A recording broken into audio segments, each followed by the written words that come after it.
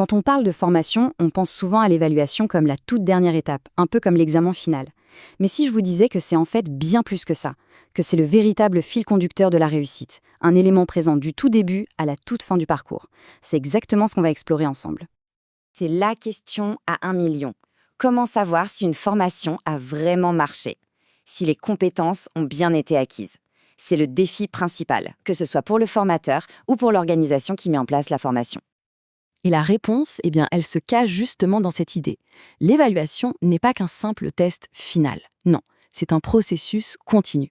C'est ce fameux fil qui va relier chaque étape de l'apprentissage pour s'assurer que tout est cohérent et efficace. Alors, voyons un peu comment ce fil se tisse concrètement. Alors là, première surprise, tout commence bien avant que le premier apprenant ne mette un pied dans la salle.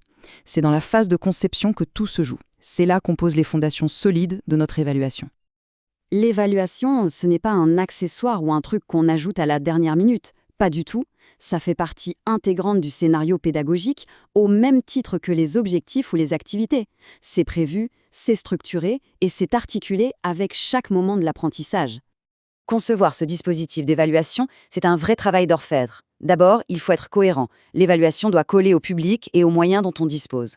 Ensuite, bien sûr, elle doit respecter les obligations contractuelles, un cahier des charges par exemple.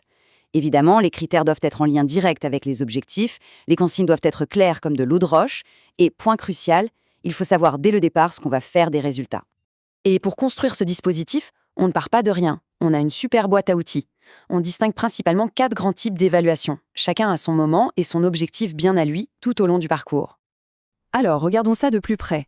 L'évaluation de positionnement, c'est un peu la photo de départ avant le voyage pour savoir d'où on part. L'évaluation diagnostique, elle, va nous aider à affiner l'itinéraire en repérant les points forts et les points à améliorer. L'évaluation formative, c'est le GPS du formateur, en direct, pendant la session, qui lui permet de corriger la trajectoire si besoin. Et enfin, l'évaluation sommative, c'est elle qui valide à la fin que, ça y est, on est bien arrivé à destination. Bon, on a vu la théorie, le plan, maintenant passons à la pratique. Comment est-ce que ce fameux fil conducteur se manifeste concrètement une fois que la formation est lancée? Eh bien, dès les premières minutes, souvent juste après les tours de table ou un petit brise-glace, hop, une évaluation de positionnement ou diagnostic est mise en place. Le but, ce n'est pas du tout de juger, mais de personnaliser, d'adapter tout de suite le contenu aux besoins réels. C'est le premier point de couture de notre fil. Et bien sûr, ça continue tout au long de la formation avec l'évaluation formative. C'est un dialogue permanent, avec des questions, des petits exercices, des mises en situation, bref, tout ce qui permet de vérifier que tout le monde suit et d'ajuster le tir en temps réel. C'est ça qui rend une formation vraiment vivante. On voit donc que l'évaluation, ce n'est pas juste un outil de contrôle pour le formateur, c'est aussi et peut-être même surtout un formidable levier pour accompagner chaque personne dans son apprentissage. Et cette idée d'ajustement permanent nous amène à un concept clé, la remédiation. Quand une évaluation montre une difficulté, on ne laisse pas la personne sur le bord de la route. Au contraire, on va construire avec elle un parcours pour l'aider à surmonter cet obstacle. L'évaluation n'est plus un verdict, mais le point de départ d'un soutien sur mesure. Au final, le point le plus important, c'est que l'évaluation donne du pouvoir à l'apprenant.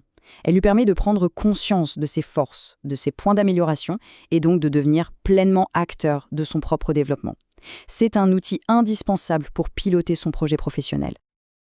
Allez, on prend un peu de hauteur pour finir. L'évaluation, ce n'est pas qu'une question de pédagogie. C'est aussi un pilier essentiel de la qualité et de la conformité dans le monde de la formation professionnelle. En France, ce mot est devenu absolument incontournable. Calliope, c'est la certification qualité pour les organismes de formation, et devinez quoi, elle place l'évaluation au cœur de ses exigences. En fait, c'est logique. L'évaluation, c'est la preuve tangible qu'on respecte ses engagements. C'est ce qui montre qu'on suit les référentiels, qu'on est en règle avec la réglementation et qu'on est bien inscrit dans une démarche qualité globale. C'est une vraie garantie de sérieux et de professionnalisme. Finalement, après avoir déroulé tout ce fil, on se rend bien compte que l'évaluation, c'est tellement plus qu'une simple conclusion. C'est un auteur, c'est un diagnostic, c'est un guide.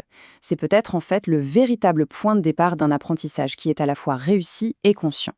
Ce qui nous laisse avec une dernière question. L'évaluation, est-ce que c'est la fin de l'apprentissage ou est-ce que c'est son véritable commencement ?